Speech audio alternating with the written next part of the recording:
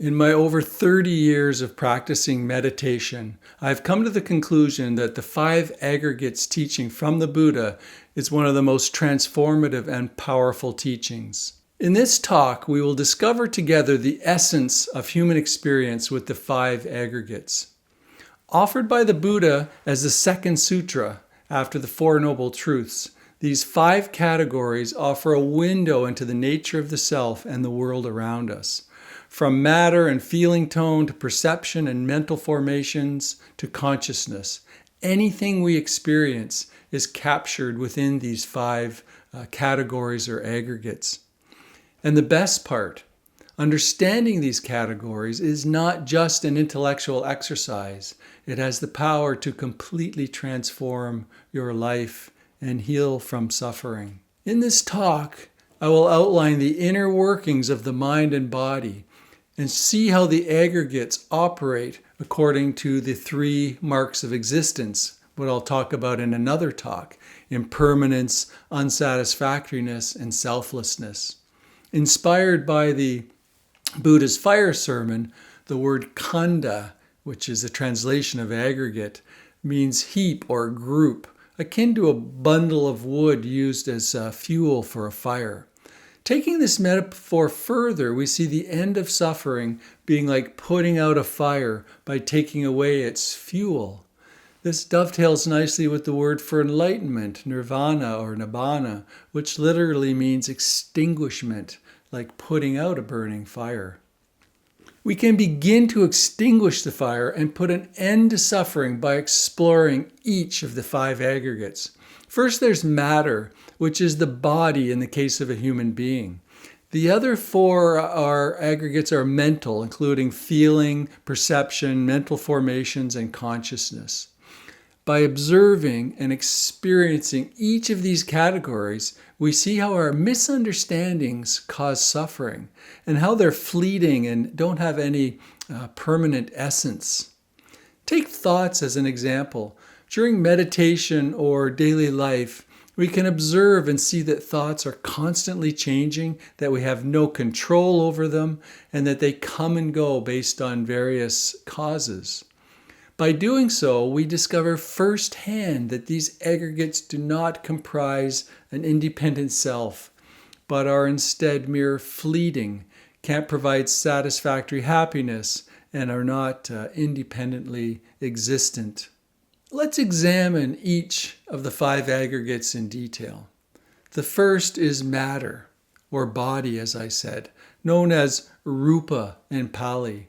And the remaining four categories, which are mental, don't have any physical form.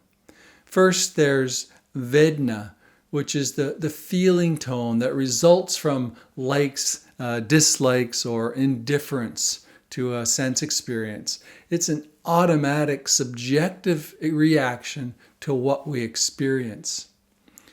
Next is sanya, which is recognition or perception.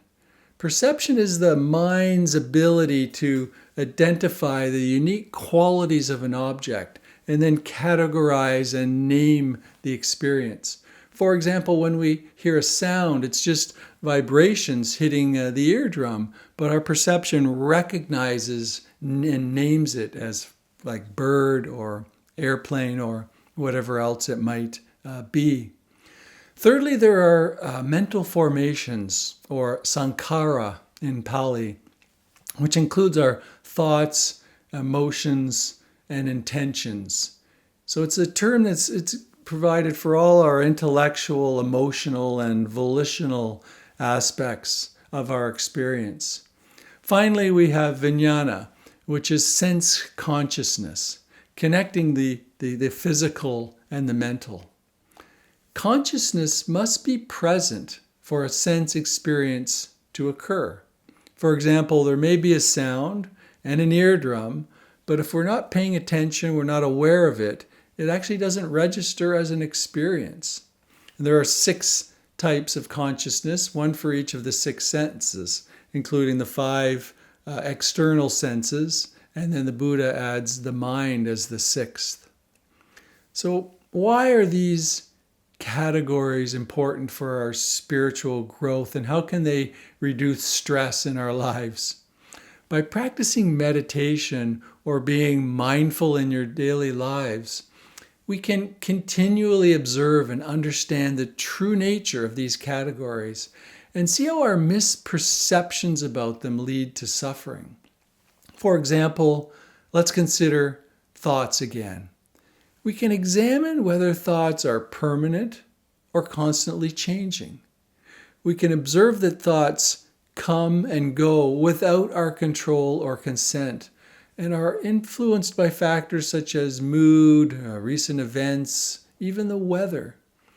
In short, we can see firsthand in our own direct experience that these aggregates do not make up a permanent self or me. They do not have a permanent essence, and they can't bring lasting happiness.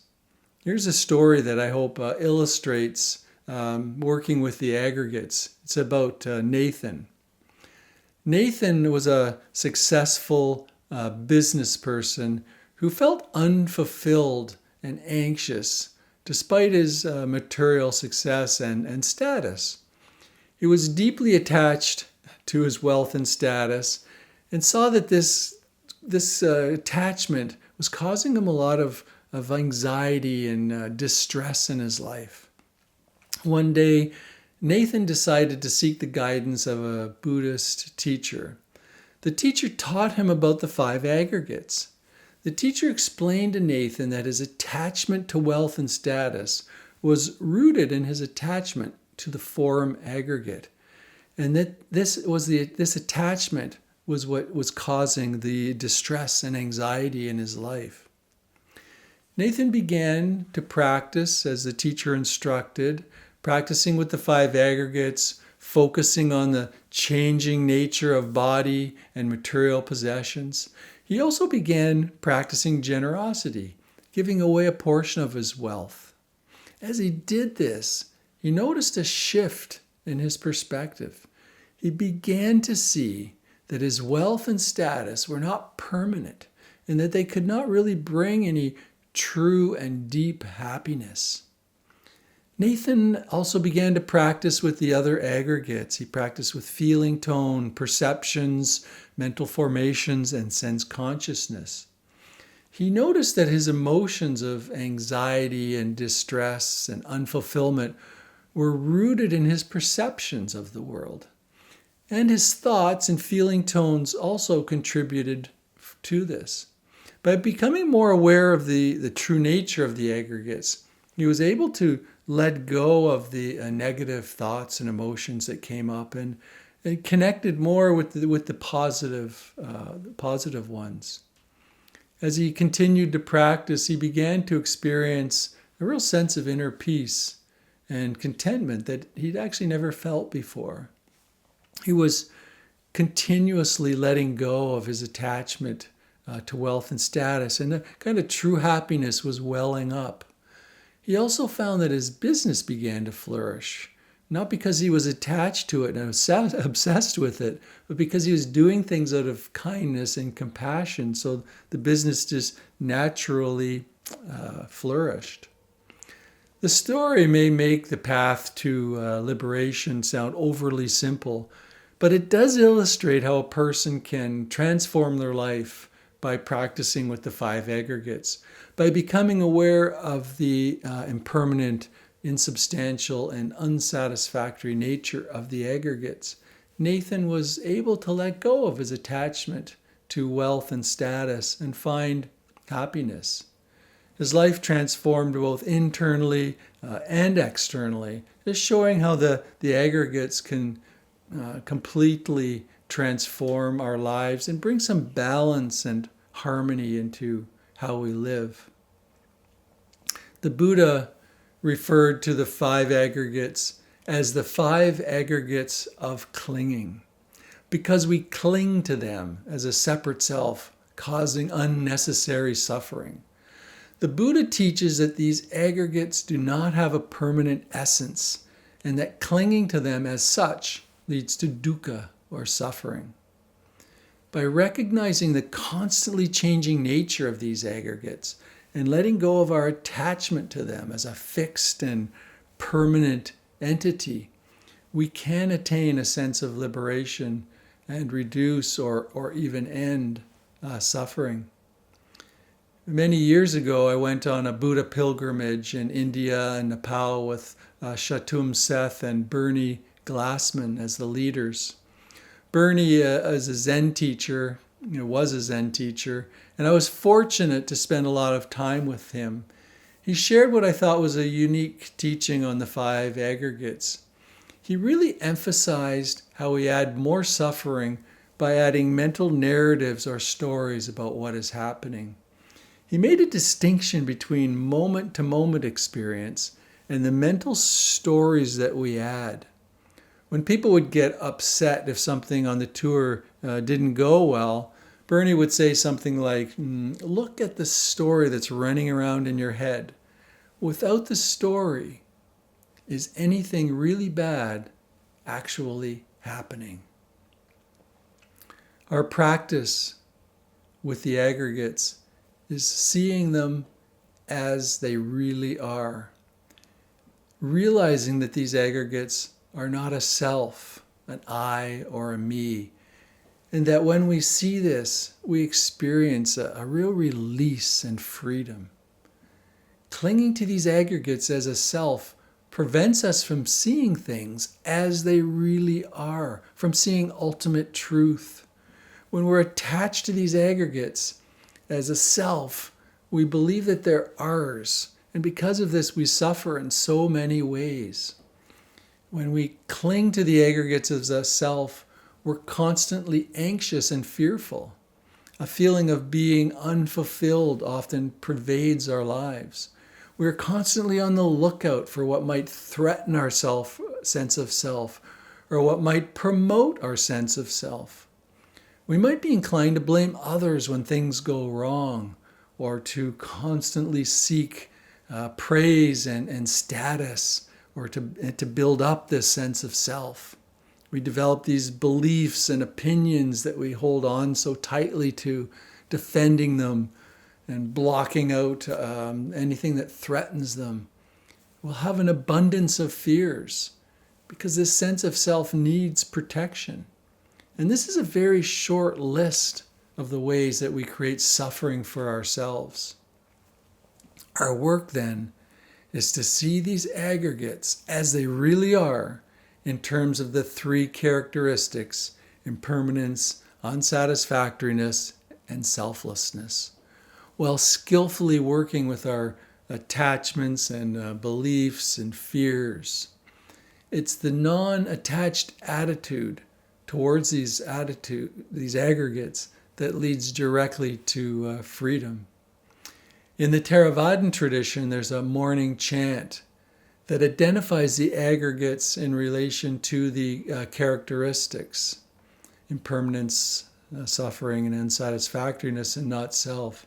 The chant goes as follows. Form is impermanent, feeling is impermanent, perception is impermanent, mental formations are impermanent, sense consciousness is impermanent, form is not self, feeling is not self, perception is not self, mental formations are not self, sense consciousness is not self, all conditions are transient. There is no self in the created or uncreated. This chant is offered every morning in many monasteries to remind us of the true nature of the aggregates. The Buddha emphasizes this further using various metaphors for each of the aggregates. I just love the way the Buddha uses metaphors. He says, the body's like a lump of foam, feelings like a water bubble, perception like a mirage, formations like a plantain tree, which is like a banana tree with no solid inner core, and sense consciousness like trickery, like a magician. He concludes by saying, and as the practitioner watches them and examines them carefully, and after carefully examining, they appear to the practitioner as empty, unreal, and insubstantial. The last statement really sums up how we should practice with the aggregates. So we can practice watching and examining the aggregates very carefully and scientifically. Observing and thoroughly examining the aggregates can take many forms, but here's a few to consider. Look at thoughts and notice that every thought that arises is ephemeral. Especially notice this about the thoughts that refer to a self or a me, what I call a me thought. Notice that all the thoughts that refer to you as a me simply refer to more thoughts about you. Carefully investigate any me thought that arises and see what that me thought refers to. It could also refer to your body. Look closely to see if there's a self in the body, or is this just an organic organism naturally arising in connection with the earth? Where is the me in that organic organism? The me thoughts could be referring to your personality, but this is simply a particular way that life is expressing itself through your human manifestation. It may refer to a perception, but a perception is simply another thought based on memory and our conditioning. If you look very scientifically at each me thought, you will only find that the thoughts may seem to refer to a me, but in fact they're just thoughts. And what the thought refers to does not seem to have any existence except in another thought. It is all just simply thoughts feeding another set of thoughts in this kind of circular fashion. Over time with this practice, we can notice all the ways that a thought refers to a self that is not really there. As you mature in this kind of practice and continually don't find a self in the aggregates, a sense of silence naturally emerges. The egoic mind does not know what to do since its entire existence is questioned and even toppled. When the egoic mind is at a loss, it becomes very still in that moment. The practice is to repeatedly examine each aggregate that arises and see that they are just processes and do not refer to an independent, solid self. When we keep looking in this way, we see each as an unfolding pattern of energy, you could say. And when we let go of clinging to the aggregates and temporarily suspend everything we think we know about ourselves, a pure sense of unknowing emerges that eventually dissolves this self-consciousness into its source. Use your experience to see the ephemeral nature of this thing we call me. When we observe the five aggregates, we see that they're not under our control and that they cannot be what we are because we can't control them. We can't have the thoughts we want. We see how our misunderstandings of the aggregates lead to stress and suffering. Clinging to them in an effort to find happiness may provide some temporary pleasure, but it ultimately creates more stress and obstructs lasting happiness. The aggregates are not a self. They're fleeting, and transitory nature means that clinging to them just creates more stress and distress in our lives. I hope you found this talk helpful as a kind of introduction to these five aggregates. I will be giving a talk about each of the aggregates in turn. We'll really dive in more detail to what they are and how to really practice with them to see their unreal nature. Thank you.